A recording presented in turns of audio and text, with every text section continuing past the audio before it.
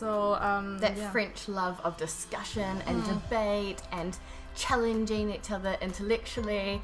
And when you first arrive, you're kind of there like, what is happening? Like, are we ever going to talk about what we're meant to be here for? Firstly, I find that you have a lot of meetings. Secondly, they often run late or start late and run late. Yes. So that's also another point. France is a time flexible culture, which means that they aren't as uptight about timing as in other cultures. I'm not sure how it is in Austria, if it's more the German way. Like it's definitely the German way. Definitely the German way, want to be on time. It's not like that here, so don't feel disrespected if you turn up to a meeting on time and no one's there, or if you've called a meeting and everyone walks in 10 minutes late. It's nothing against you.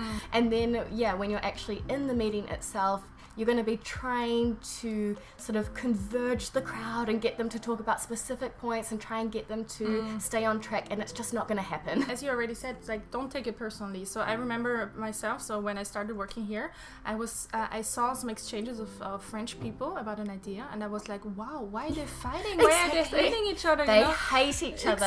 Yeah. And now afterwards I understand it has nothing, it's not at all personal. It's really about challenging the idea, having an exchange. It can be a bit even emotional or kind of like rough, and then afterwards they'll be like, okay, let's go to lunch, and I'm like, okay, well. They'll really be there like, I don't like that idea, I do not agree, I don't understand where you got your numbers from.